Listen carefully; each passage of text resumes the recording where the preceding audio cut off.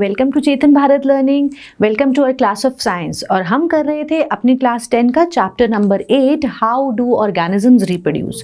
और इसमें हमने कुछ पार्ट समझ लिया था। हमने समझ लिया था कि एसेक्सुअल रिप्रोडक्शन डिफरेंट ऑर्गेनिजम्स में कैसे कैसे होती है, और साथ ही हम आज के इस वीडियो में समझने वाले हैं सेक्सुअल रिप्रोडक्शन को।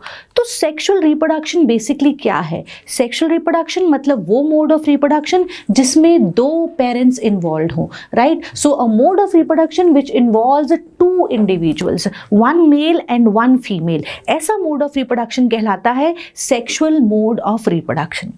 सेक्सुअल मोड ऑफ रिप्रोडक्शन को समझने से पहले हम ये समझेंगे कि आखिर हमें सेक्सुअल मोड ऑफ रिप्रोडक्शन की ज़रूरत क्या थी। Why the sexual mode of reproduction, why do we actually need it? क्यों एवोल्यूशन के दौरान सेक्सुअल मोड ऑफ रिप्रोडक्शन बना? डिवीजन तो एसेक्सुअल में भी हो रही थी, न्यू इंडिविजुअल्स वहाँ भी बन रहे थे, बट वहाँ पर हमें ज़रूरत सेक्सुअल मोड ऑफ रिप्रोडक्शन की तब महसूस होती है जब हम बात करते हैं वेरिएशन की।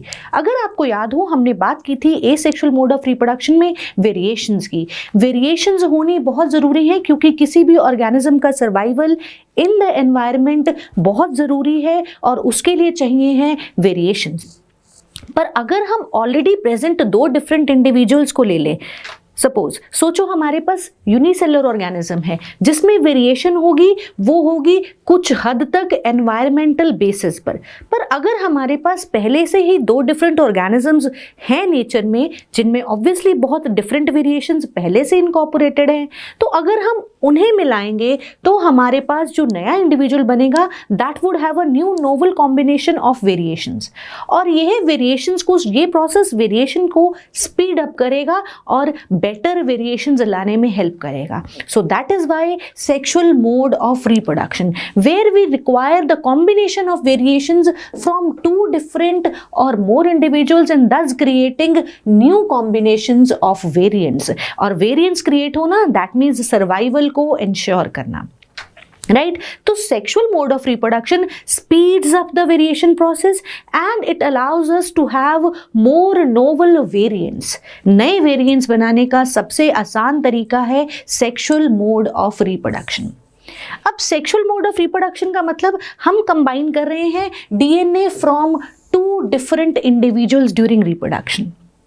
दो डिफरेंट इंडिविजुअल्स का डीएनए कंबाइन कर देंगे तो हमारे पास एक छोटी सी प्रॉब्लम अराइज हो जाती है, और वो छोटी सी प्रॉब्लम है कि अगर हम हर सब्सिक्वेंट जनरेशन में दो इंडिविजुअल्स का डीएनए कंबाइन करेंगे तो हमारे पास अमाउंट ऑफ डीएनए ज़्यादा होती जाएगी, और ये किसी भी स्पीशीज़ के सर्वाइवल के लिए पॉसिबल नहीं है, ठीक नहीं है, क्योंकि डीएनए का अमाउंट किसी भी एक स्पीशीज़ में कांस्टेंट रहना चाहिए। जैसे अगर हम ह्यूमन बींग्स की बात करें, हमारे अंदर हैं 46 क्रोमोसोम्स, ठीक? तो हर इंडिविजुअल के अंदर ये 46 क्रोमोसोम्स ही रहने चाहिए, इतना ही डीएनए रहना चाहिए। पर अगर हम डिफरेंट इंडिविजुअल्स को कंबाइन कर रहे हैं तो क्या ये डीएनए डबल नहीं होता जाएगा हर आने वाली जनरेशन में? और ऐसा हम बिल्कुल अफोर्ड नहीं कर सकते। तो हमारे पास सोल्यूशन क्या है? हमारे पास सोल्यूशन है इस डीएनए नंबर को कांस्टेंट रखने के लिए, ताकि ये आने वाली जनरेशन में ट्वाइस ना हो जाए और एक मेस ना क्रिएट हो जाए। इसके लिए हमारे पास एक और प्रोसेस है, एक और सेल डिवीजन है जो हमने अपनी छोटी क्लासेस में पढ़ी है, जिसे हम कहते हैं मियायोसिस या मियोसिस। याद करो, क्लास 9th में हमने माइटोसिस एंड मियोसिस पढ़ी है। माइटोसिस यानी कि वो सेल डिवीजन जहां पर सेल जो है वो same amount of DNA pass करता है नेक्स्ट डॉटर सेल्स को। बट मियायोसिस में क्या होता है? मियायोसिस में the genetic material, the DNA is reduced to half, आधा हो जाता है। That makes sense. कैसे? एक इंडिविजुअल से आए सेल्स जिनमें हाफ डीएनए है, एक दूसरे इंडिविजुअल से, मेल से आए हाफ, फीमेल से आए हाफ, तो जो नया डॉटर सेल बनेगा, जो नया इंडिविजुअल बनेगा, उसमें फिर से वही same amount of DNA preserve हो जाएगा, राइट? तो हमारी बॉडी के सेल्स को हम डिवाइड करते हैं दो डिफरेंट पार्ट्स में, somatic cells and reproductive cells, ठीक? तो सोमैटिक सेल्स में होती है माइटोटिक डिवीजन या माइटोसिस, यानी कि हम सेम अमाउंट ऑफ डीएनए रखना चाहते हैं अपने इन सेल्स में। बट अगर हम रिप्रोडक्टिव सेल्स, जिन्हें हम आज नाम देंगे जर्म सेल्स का, यानी कि ये वो सेल्स हैं जो रिप्रोडक्शन में हेल्प करेंगे, रिप्रोडक्शन प्रोसेस में काम करेंगे, उन्हें नाम देंगे हम जर्म सेल्स। क्या नाम देंगे? Germ cells. सो ये स्पेशल लाइनेज ऑफ सेल्स हैं, स्पेशलाइज्ड ऑर्गन्स में प्रेजेंट हैं, यानी कि हमारे रिप्रोडक्टिव ऑर्गन्स में प्रेजेंट हैं, जिनके अंदर प्रेजेंट है only the half number of chromosomes. और वो हाफ नंबर ऑफ क्रोमोसोम्स हमने कैसे ऑब्टेन किया? By the process of meiosis.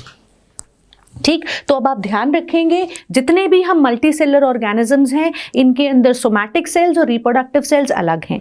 Reproductive cells कहाँ अलग हैं? क्योंकि यहाँ पर half number of chromosomes present है। हाफ मदर से आएंगे, हाफ फादर से आएंगे, तभी जो न्यू इंडिविजुअल है उसके अंदर same amount of DNA preserve होगा, नहीं तो मिस हो जाएगा।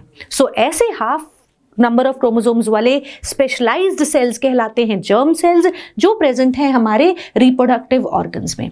And when these combine during the sexual reproduction, the new individual has got the reestablishment of the original number of chromosomes and DNA content. बिल्कुल सही बात है। तो सेम नंबर 23 क्रोमोसोम्स जो हैं वो फादर से, 23 मदर से, सो इंडिविजुअल में फिर 46 क्रोमोसोम्स। ये मैं एग्जाम्पल दे रही हूँ ह्यूमन बींग्स का, और ऐसा भी सेक्सुअली रिप्रोड्यूसिंग ऑर्गेनिजम्स में होता है। क्लियर? तो अब हमें समझ में आ गया डीएनए नंबर कैसे हमने प्रिजर्व करना है। अब मैं आती हूँ वापस अपने जर्म सेल्स पर। जर्म सेल्स यानी कि रिप्रोडक्टिव सेल्स। अब सिंस दो इंडिविजुअल्स हैं, दो different types of germ cells हैं, तो इनके कुछ कैरेक्टर्स अलग होंगे।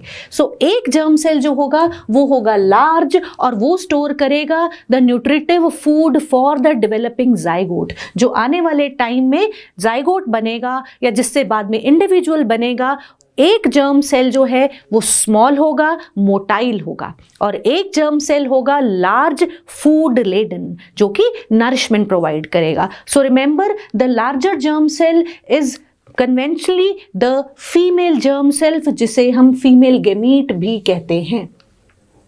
गेमीट, जर्म सेल, इनमें कंफ्यूज नहीं होना। Germ cells are gametes only which contain half number of chromosomes. So larger जो कि मूव नहीं करेगा, नॉन मोटाइल गेमीट होगा, फीमेल गेमीट, और स्मॉलर गेमीट होगा जो कि मोटाइल होगा, दैट इज मेल गेमीट।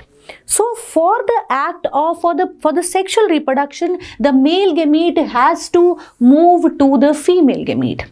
क्योंकि फीमेल गेमीट नॉन मोटाइल है, मूव नहीं कर सकता, तो मूव कौन करेगा? मेल गेमीट, जो कि स्मॉलर है साइज में और इसमें कोई न्यूट्रिटिव फ्लूइड नहीं है, वो है फीमेल गेमीट के पास। So this male gamete has to move to the female gamete. और ऐसा प्लांट्स में भी होता है और एनिमल्स में भी होता है, इंक्लूडिंग ह्यूमन बींग्स। अपने इसी चैप्टर का हम बचा हुआ हिस्सा अपने नेक्स्ट वीडियो में करेंगे। तब तक पढ़ते रहिए एंड थैंक यू।